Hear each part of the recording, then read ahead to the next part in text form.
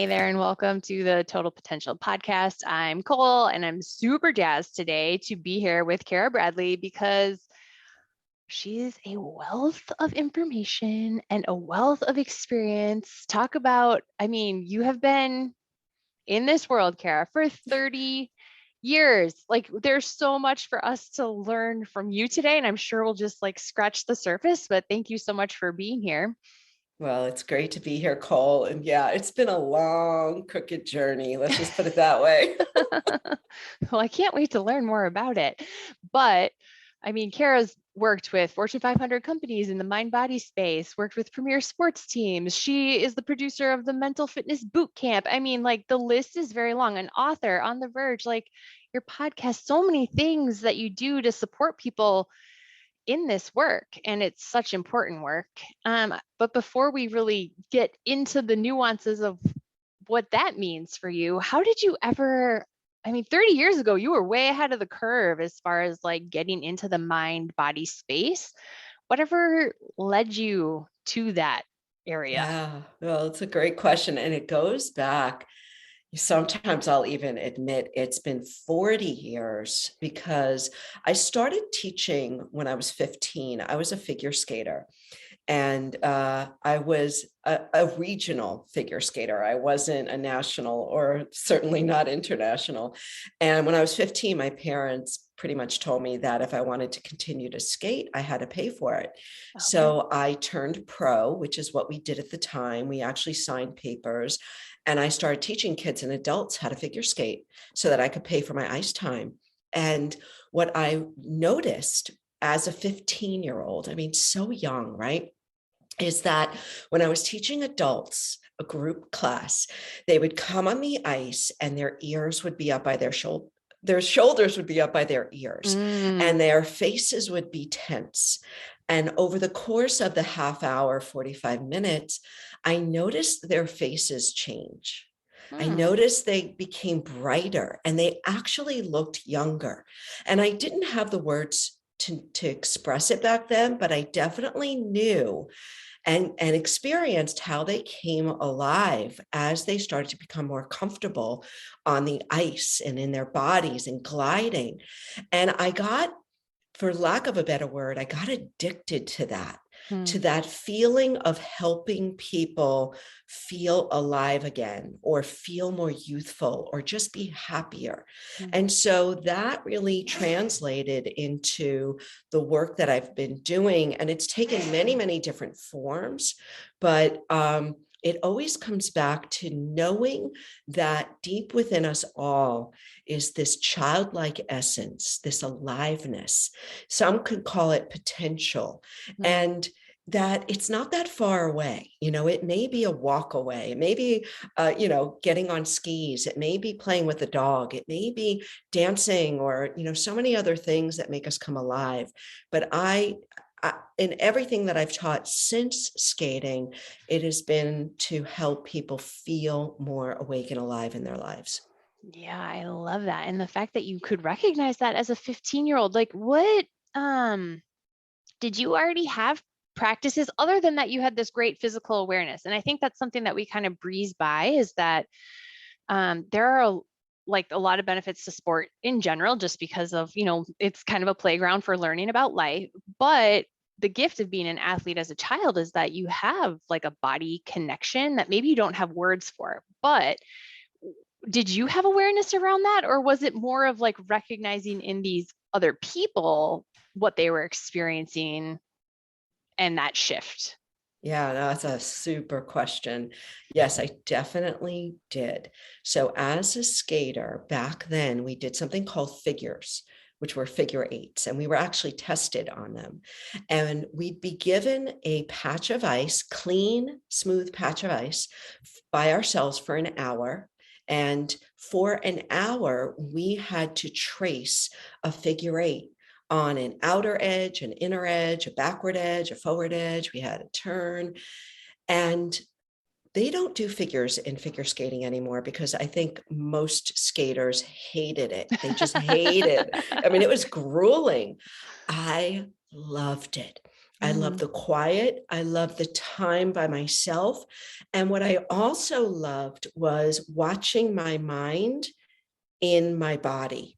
And again, like I didn't have these specific words for it back then, but I knew that if I was thinking about school, right, if I was thinking about something, I would very quickly go flat on my edge Mm. and I wouldn't be able to hold an outer or inner edge.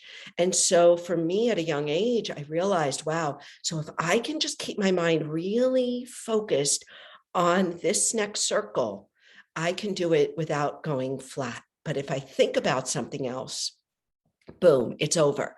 And so I carried that with me, into all of my sports and into teaching yoga and teaching meditation, because it was like imprinted in my being as a young kid. Yeah. Wow, that's really remarkable. That's so cool that you had that experience so early on. Okay, so you start as teaching figure skating, get kind of addicted to this feeling of supporting people in this way. And then, I mean, you mentioned yoga. So what are some of the, highlight steps along the way to the place you are now?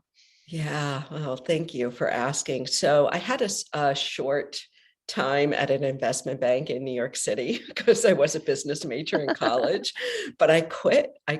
After a little bit. I quit my job. I quit my MBA. I just knew it wasn't for me, and I went back to teaching. And so for me, what has always happened, it's kind of a blessing and a curse. And those of you listening may relate to this, is that I'm a very curious person. So I love learning. And it always ends up that what I love to learn about and what I learn about myself, I end up teaching Hmm. in some form. So I went from teaching skating to teaching rollerblading, and I got involved with Rollerblade, the company. But then I went into strength training and fitness, and that led to yoga and meditation. So wherever my curiosity went for my own personal practice, I'd always end up teaching it. That's just what happens. Yes. Well, and it gets to be one of those things, at least in my own experience, that like once you have the experience that these particular practices and ways of being can offer, it's like it feels not great to keep it as a secret. Like it feels like this isn't mine. Like let's give it to as many people as we can. That's right. Um, Wonderful. So I mean, I really want to spend some time on this topic today because I just think this is going to be so important for people to understand. But as have gone along this path and, at this time, this focus on mental fitness. Mm. First of all, I think is such an interesting way to describe the sensation, I guess, is what's coming to mind of feeling mentally clear and having, capacity in that realm. Break that down for me though. Like, what do those words mean to you? Yeah.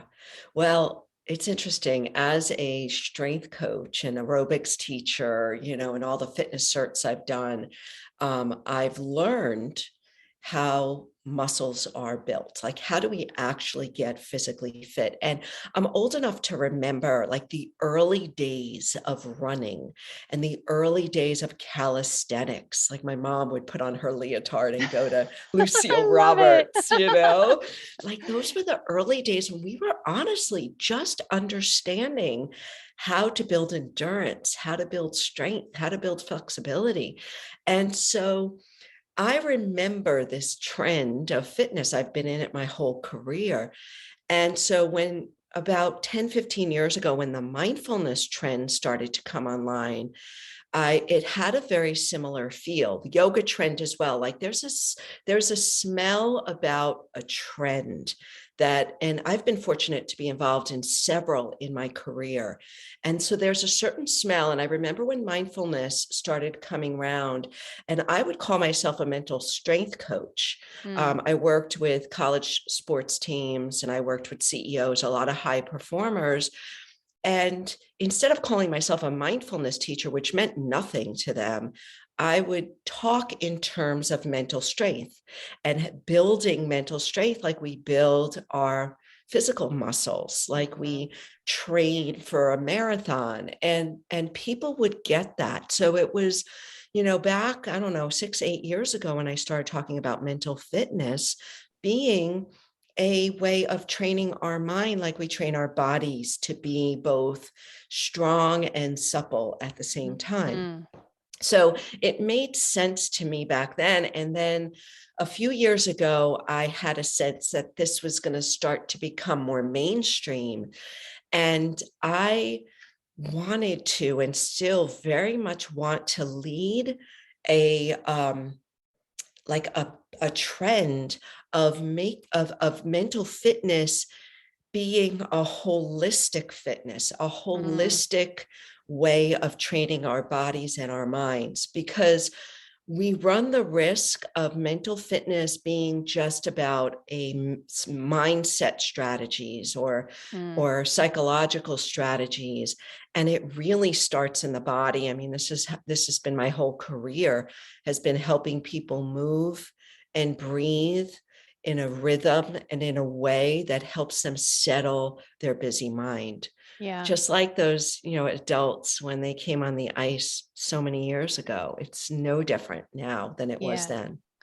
I'm interested to know, in your practice, something that's happening a lot in my own practice is that a lot of people have actually like quite low body awareness, lots of thinking mind.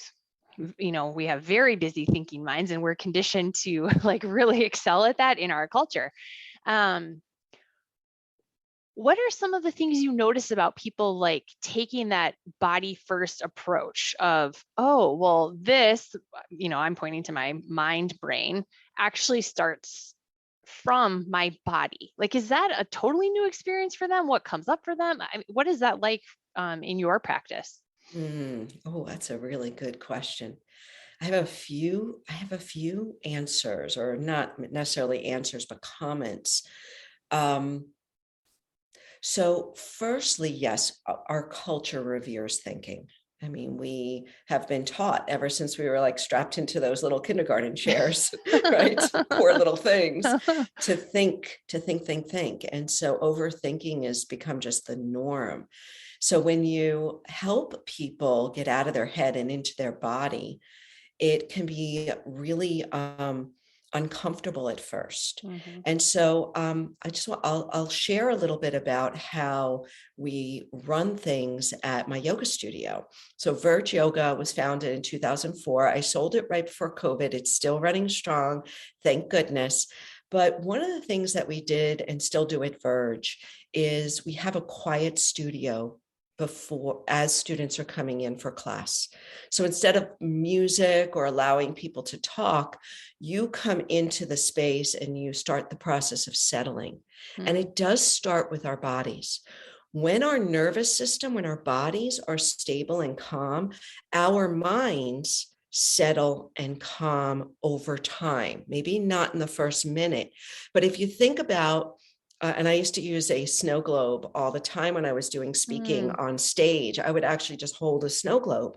When you shake up a snow globe, we all know, the snow goes all over the place. You can't see through. It's very cloudy. But if you just hold that snow globe for, 3 minutes, it will become clear. And that's what happens for us most of the time when we feel like we're stuck in a busy mind.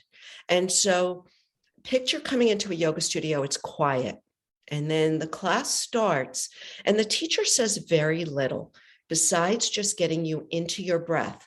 Once we start breathing deeply, our busy minds, just like that snow globe, will start to settle because our breath gives us direct access to the state of our nervous system. So even if we're a little agitated from a busy morning or a busy day at work and we come in to practice yoga, just breathing in a deep rhythm starts this neurobiological response where you start to shift from being stressed to being more settled. And then you start moving. So think about it. It's just like a walk, a quiet walk with your dog, or a quiet run without all the noise in your ears. over time with rhythm and breath and some silence, what happens is our nervous systems come into what's called coherence. Mm. And in a coherent state, we're more balanced. And when our physical bodies are more steady and stable, our busy mind, just like that snow globe, starts to settle as well. So there's a real physical process to helping our minds calm down. Yeah. I love the snow globe example because it's so true. And those first couple minutes, especially if you're new to a practice of either concentration or mindfulness or breath or whatever practice you're meeting, those first couple minutes can be brutally uncomfortable when the mind is Yeah. in turbo mode. So I love like that example of like, it will come, it will slow. It's just really beautiful and so tangible. Well, So and I'd love to just add one thing, because there are situations when that doesn't work, when yeah. quiet doesn't work, or breath. And if you're in a high anxiety state, if you're having a panic mode, it doesn't have to be a full-blown attack, but if you are just hijacked, then just being quiet may actually agitate you a little bit Mm, more. So I really encourage people to move and breathe in rhythm, because sometimes we just need to get the willies out. We need to yeah. just go for that brisk walk, and that will help. Yeah. No, absolutely. That's so, so true. Okay. So we have a little bit of context around mental fitness and how you sort of describe that. How does one know if they are mentally fit or are lacking mental fitness? Where does one even begin to gauge where they are along that spectrum? That's great. Great question. And what comes to mind, and I've never quite answered it this way. So thank you for asking it that way. I love this. It's so cool. You think about when just think about it in terms of your own physical fitness. You may go out for that 2-mile walk every day, and you start to feel like, okay, this walk feels pretty good. And then your friend asks you to go for a walk, a 2-mile walk as well, but it's in her neighborhood where there's all these hills. And all of a sudden you're like, oh, wow, this is hard. My heart rate, my this, my that, just because you changed the environment. And I think that's the same with mental fitness. It's a continuum, and we'll continue to discover places where we may not feel as mentally capable in that situation. So the way that I describe mental fitness, and there's no one way to describe it, but it is this sense of feeling strong, calm, and clear all at the same time. It's that coherent state. And when we feel strong, calm, and clear, it's because our bodies and our minds are just in sync. Things are just working, they're humming Mm, in along. But the way to get stronger, just like with muscles, is we have to challenge ourselves. So you may recognize, that angry coworker, or that child, that cranky child, just is throwing you off, and you can't seem to find your ground.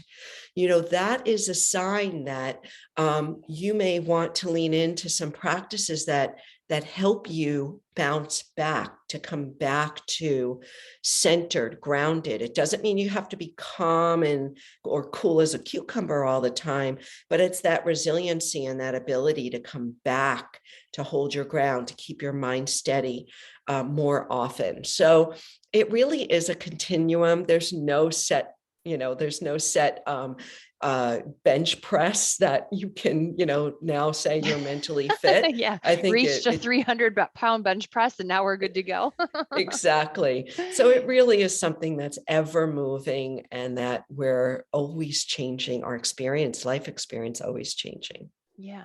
One thing I hear you saying in that, along that spectrum, is that we have a little bit more freedom and choice of how we want to respond to what's coming toward us as we build the reps on these challenging experiences. So how does someone start to evaluate their mental fitness and then start to build a plan around, some of those very first steps toward feeling more mentally strong? Yeah. Good question. I think you just get into action with some Hmm. cross training. So this is something I've spent a lot of time thinking about. We understand now how to cross train for physical fitness. We didn't know this even, 15 years ago. We didn't know that much about cross training. Now everybody understands. You can't just get on a treadmill. You need strength training and endurance training and flexibility training and recovery. And the same goes for building mental fitness. We need to cross train. So, the pillars that I teach for cross training for mental fitness include physical fitness, number one, movement, every day, some type of movement, breath training, because breath is key, just even understanding where is my breath and what is the pattern I'm breathing right now, and then practicing different types of breathing patterns to upregulate or downregulate the nervous system. Then, of course, there's nutrition, because food is mood. And we know now that what we eat determines our stress resiliency, our clarity, our focus, our mood. And then there's sleep, and sleep is having its heyday now of Thank goodness. thank goodness, right? Focusing on sleep hygiene. And then there's other practices like gratitude practice and connection, social connection, self-connection, connection with source, being in nature, playing, learning. So there are other adjunct practices as well. And when we start to truly cross-train all of these, then we start to move the needle on how we feel day to day. And I'll give you one example about how I knew when I was starting to feel more mentally fit more often. And that's what I'll usually say. It's not like forever, Yeah. but being a mom, my daughters are in their 20s and they're wonderful, wonderful young women, but they've given me a run for my money, just like kids Like give they're us, supposed to. Yes. like they're supposed to. That's right, Cole. And I'm also an Italian. So being an Italian mother, I have been programmed to worry. It's what you do. Like they go out of the house, you start worrying. And it was debilitating for a while, even into their 20s, because they were world travelers and they'd be on planes and they'd be places alone, and they were both high level athletes. And so the injuries and the surgeries, and man, oh man, I was put through it, even though I was doing all this yoga and meditation and all this stuff. And I realized it was about 2-3 years ago when I started changing up a couple of things, that I wasn't worrying as much, and I Mm. was actually able to stay more steady and stable more often regarding my daughters. And that was really, really big. That's huge. And that's for people listening to this podcast, like that will um,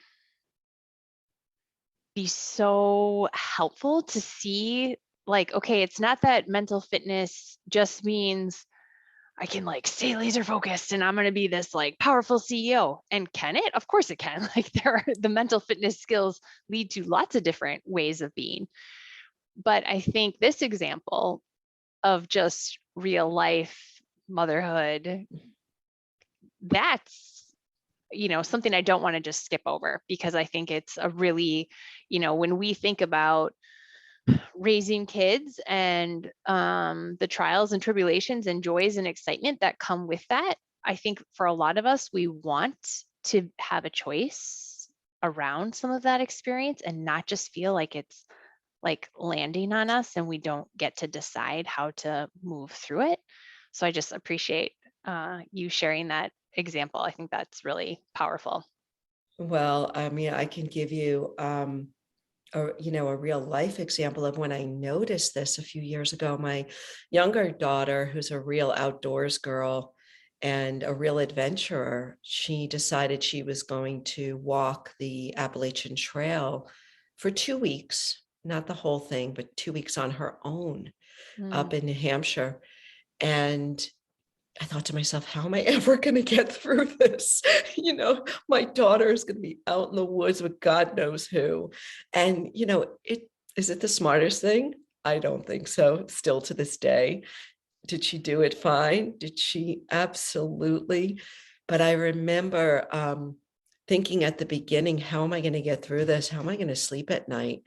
And I did. And I did. And it really, and I really gave her the benefit of the doubt. She was smart, but it wasn't easy. But that's when I really noticed, wow, okay, I'm starting to let go a little, because I had no control. Like, Yeah. even though she had a little GPS on her that kind of worked, I still had no control. And so I just gave it up, and I just really, prayed and trusted that she would be okay. So Yeah. luckily she was.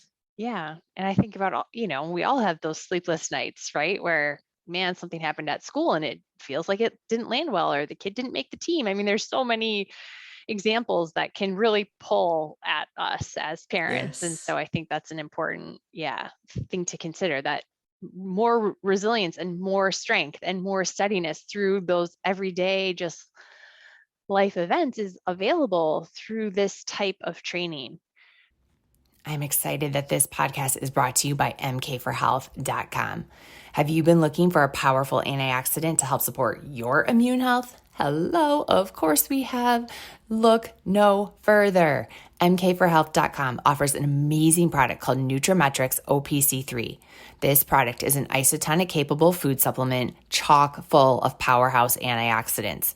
Ingredients like citrus extract bioflavonoids, bilberry, grapeseed, red wine, and pine bark extracts, all incredible antioxidants. Then you have the OPCs. The oligomeric proanthocyanidins are bioflavonoids found in fruits, vegetables, and certain tree barks that have exceptional benefit to the human body.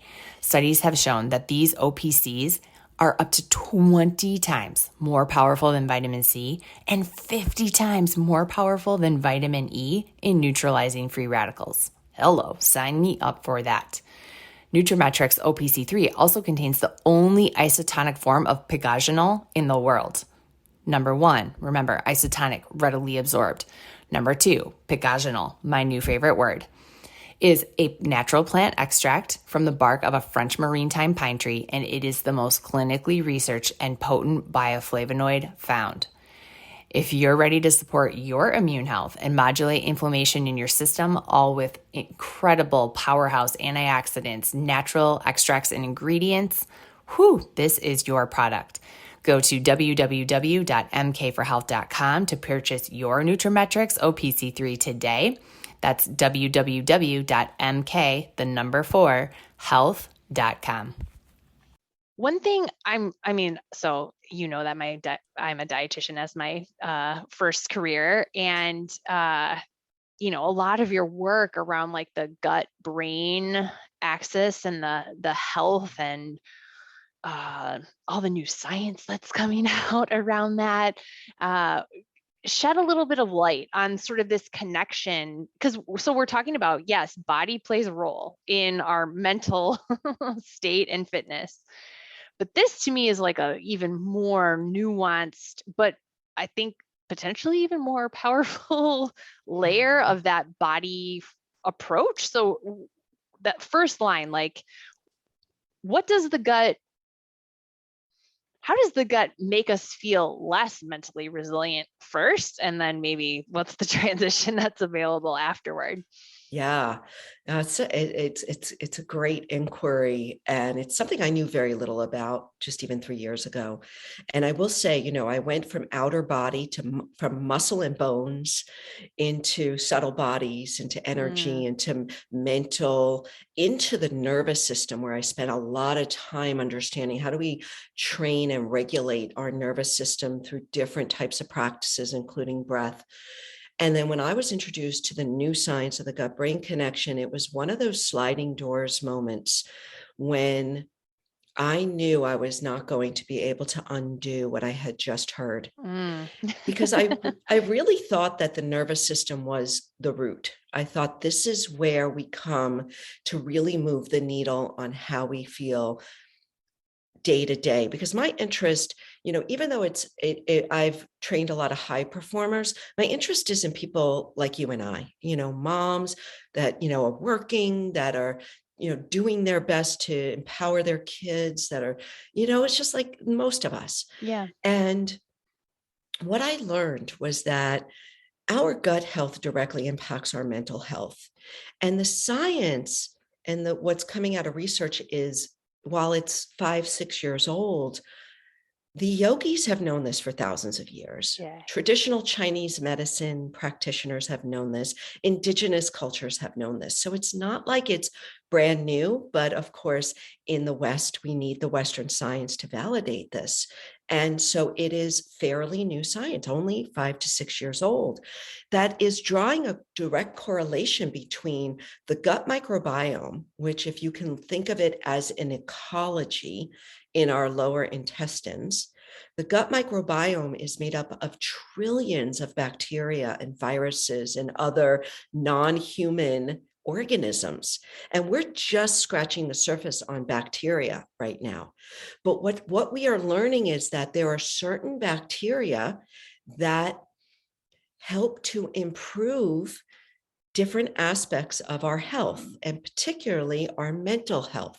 So you can trace anxiety back to certain bacteria in our gut. Depression, Alzheimer's, autism, ADHD, autoimmune disease are all now being traced back to different strains of bacteria. And so what we're learning is that if you help this ecology to flourish, if you're helping those good bacteria to flourish in your gut microbiome, it's going to help signaling right up through the body into the brain.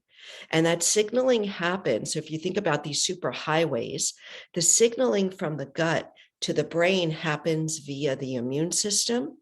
So if we are more inflamed, that signaling is going to be staticky, hence brain fog. Through the nervous system, if we have a lot of stress in our lives, then that signaling through this nervous system is going to be staticky, attention, distraction, nervousness, anxiety.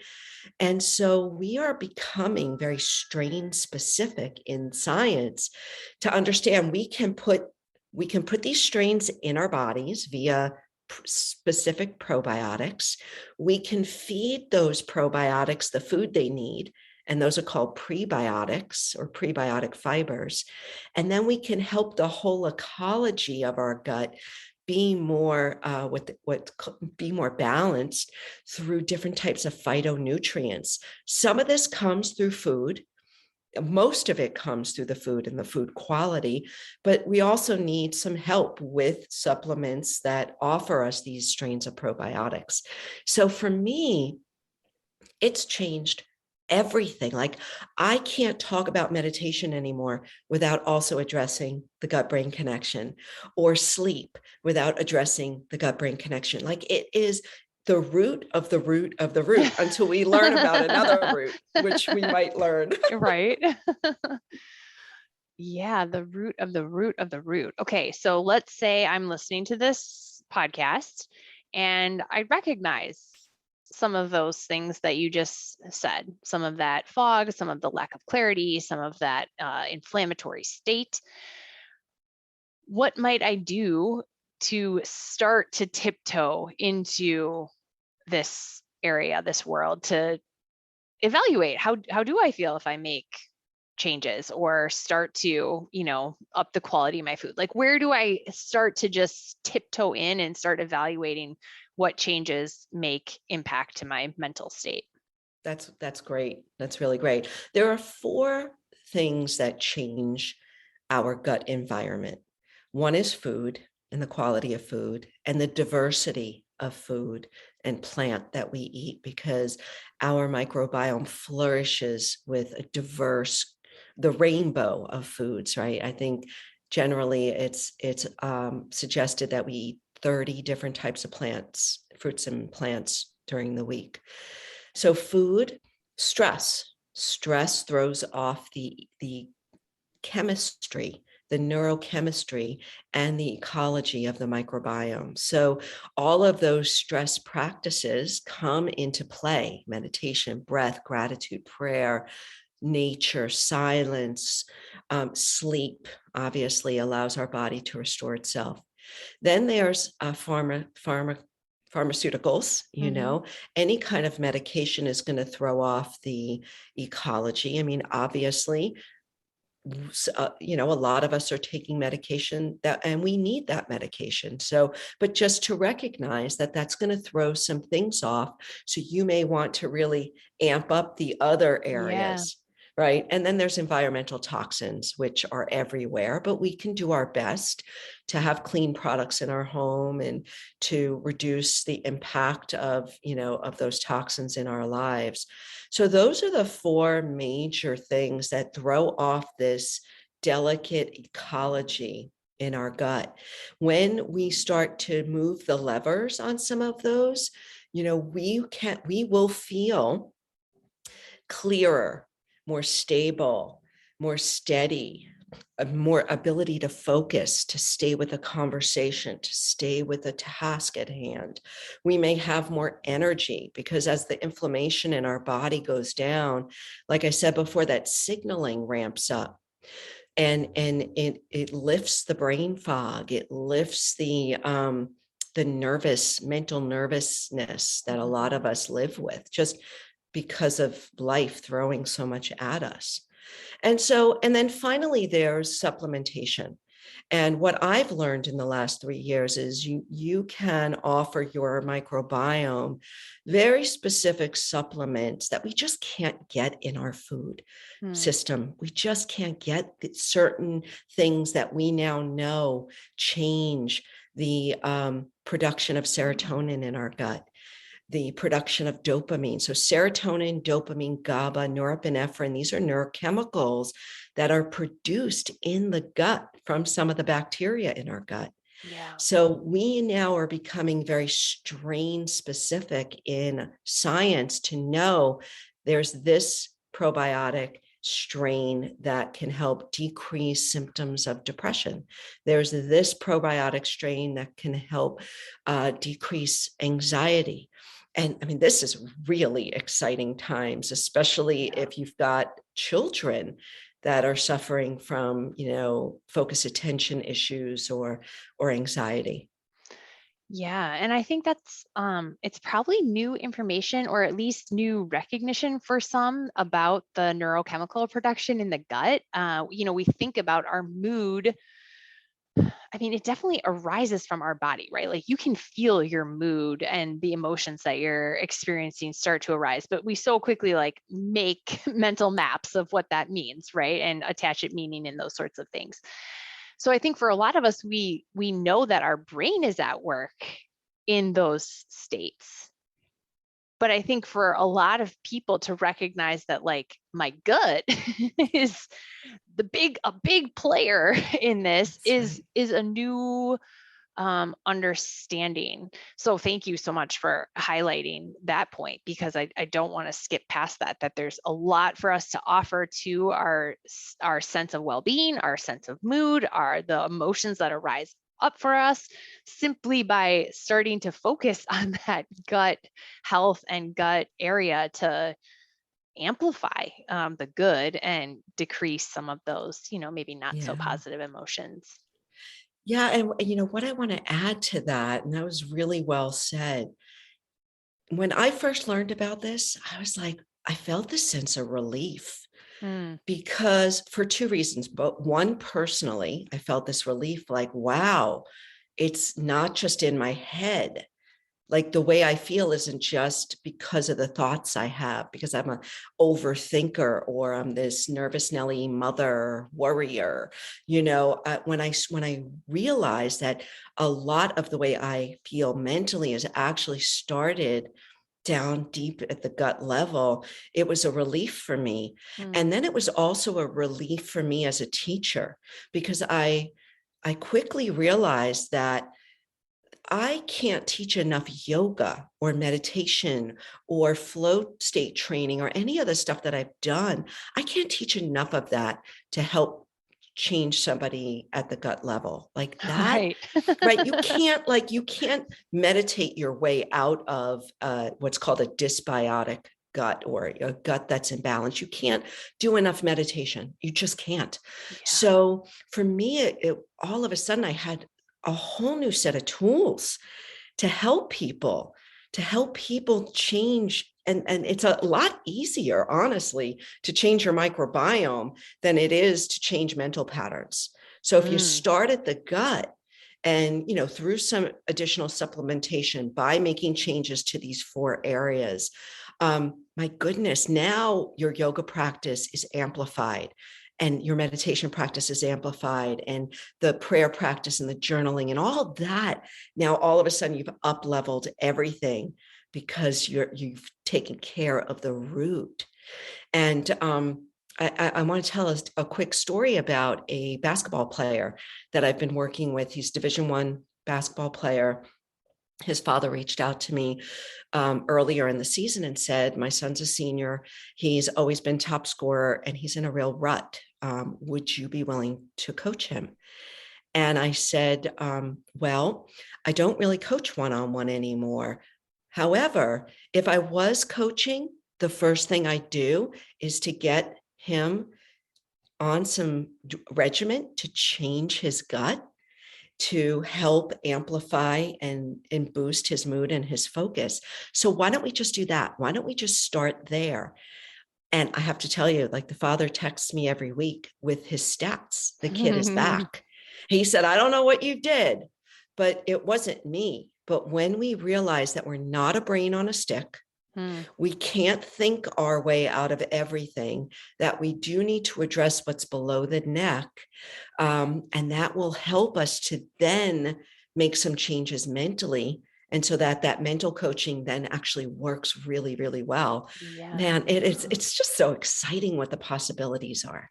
So exciting and so empowering, because as you're saying that, even your one remark about, like, you can change your gut, a lot faster than you can just alone change your mind. I think for a lot of people who are in this work or really interested in trying to have a new way of being, I think it can be very frustrating, the timeline associated with that change, right? Because you might notice right out of the gate a few changes by having some breath awareness or a few practices that relieve stress, and that alone can be life-changing. But as far as like your state changing day to day, there's some time required to really make a lot of headway there. And if other factors are not in alignment with that change, such as something like your microbiome of your gut, it's almost, I'm like imagining like coming up to a wall where, like, at what point can you actually not fully overcome a pattern of thinking or a way of experiencing emotion that literally can't change until that body factor changes. And so I'm just so glad the way you stated that, because I think for a lot of people that feels like they can flex some muscles on doing this work by addressing their body and not having to feel like they're just trapped in a mind that's spinning. Thank you for saying that. That's the relief that I felt as a teacher, because I would have people look at me and say, like, what is wrong with me? I know meditation will help me. I know these breath practices will help me. I know, why can't I get myself to do it? And that's where I say, it's not all in your head. Yeah. Like, give yourself a break. It's not your fault, right? This is the fault of stress in our lives, toxins, poor food, and in the pharma that you may be required to take right now. So, and for our kids, it's even faster. I mean, this is one of the things that is so exciting for parents, is that our kids, their little microbiomes adapt so quickly. So when you introduce the right goods into the gut, their systems, their nervous system, their immune system, they react so much more quickly because they're so much more adaptable than adults are. But so this is why I can't not talk about this. Yeah. And just remember, it's not all in your head. And you're not a bad person because you can't stick with something. Get into your body and start to move some of the knobs and levers there. And you may find yourself, getting up to meditate in the morning, or whatever form of practice is going to really serve you. Yeah, I love that. Thank you so much for kind of like encapsulating that way and highlighting our children in this, because I mean, even the fact that our children could have language around this, that our children might have a way to describe that, like it's not just a thinking mind, but that their whole system is involved. Oh my gosh, I think about even what that one aspect of this conversation opens up for them as possibilities is like, so exciting. I just love that. Yeah, wonderful. Yeah, I mean, imagine putting a plate full of veggies, out for your kids and just saying, "Hey, if you want to play better soccer, or if you want to be the Right? star basketball player, like this isn't just about muscles. This is about your mental muscle, Yeah. you know? Yeah. So it could be good." Yeah. And that's something that I've had a couple of teams and players that I've had a chance to work with. And I always say, like, there's all the effort, there's all the skills, but the mindset is where that is the difference maker between being an average athlete where you are and being an outstanding athlete where you are. Like that mental component, like yeah. So it's not just a plate of veggies to flex some muscles. There's a lot more to it than that. I love that. Wonderful. Okay. I know people are going to want to find out more about the work that you're doing and some of these Yes. resources. So where should people look to find you online and all those the programs and whatnot? Yeah. So I'm pretty active on social media. So I would say LinkedIn and Instagram. You can find me, Cara Bradley Life, and then my website, carabradley.net. What I'd also love to do is to provide a link for some of these gut brain protocols that I swear by and offer to so many people I work with. And you can go directly there and check them out for yourself. Awesome. We'll make sure to share that in the show notes too, so that people have direct access to that as well. So Wonderful. awesome. Well, Cara, thank you so much. I just could like talk to you about this for a very long time, but Me we're too. just kind of scratching the surface. But it's such important information. I'm just so glad to have, the wealth of resource and knowledge that you are and being able to share that with our community. So lots of gratitude coming to you from me. But yeah, we'll make sure to share everything on where people can find you, and just appreciate everyone's time for listening in on this conversation today, and to Cara for being such an awesome guest. Loved having you. Oh, thank you so much, Cole. It was my pleasure. Yeah, awesome. Take care, everybody.